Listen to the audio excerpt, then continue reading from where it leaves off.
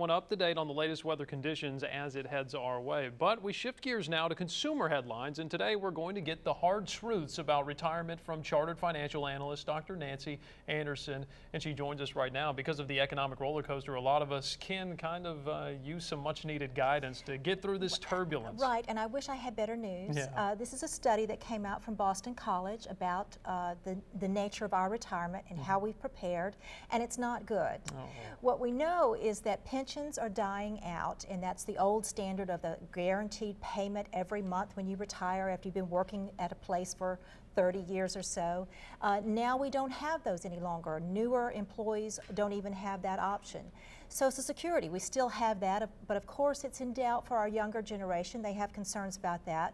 But at this point, we expect Social Security to replace about 40% of our pre-retirement income. So now we're left with the 401k, and that is the norm. Anybody starting in a new job will be faced with a 401k and those options. But we need to be able to replace between Social Security and that 401k about 85% of our pre-retirement income if we want to live a decent life. And what we're finding is that we're not doing what we should be doing to get to that point.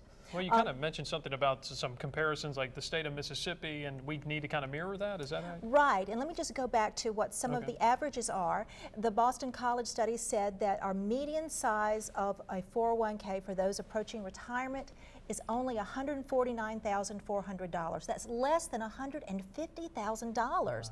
That's just not going to cut it. And only about 60% of households even have a 401k. Many people aren't even participating. Now, what they used was a 6% withdrawal rate in retirement. Some advisors will even bump down to a 4% draw. That means that $149,000 can only produce about $9,000 a year, or about $756 a month.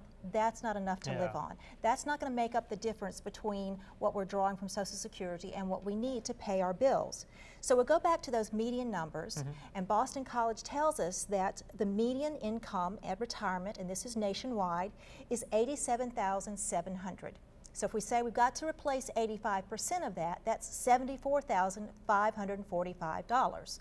Social Security will provide for that household a little over $35,000. So now we've got a gap of almost $40,000.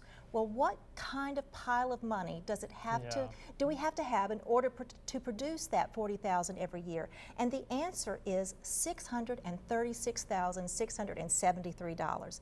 That's a lot of money. Yes, it is. And if we go back and look at those median numbers with less than $150,000 in retirement, we have a long way to go. So that's the hard, bad news. And now we have to come back to, well, what can we do? How do we make up this difference? And the first thing that we've got to do is we must increase our contributions. And I point to what's happening with state employees. As of the first of the year, between what they're putting in and what the state is putting in, the total is now a little over 22%. That needs to be our guideline. We need to be aiming for 20 to 25% of our money between employee and employer matches going into our 401ks.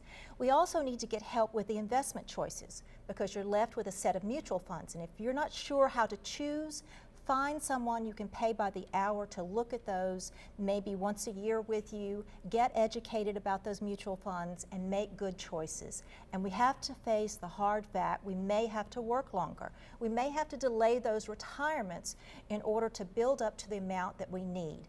And for many people, they're going to be facing part-time work even in retirement. Yeah, well, even though I guess I'm early in the game, I'm already anticipating having to work, a lot longer than, say, my father and my grandparents. So. But the good news for you is time is on your side.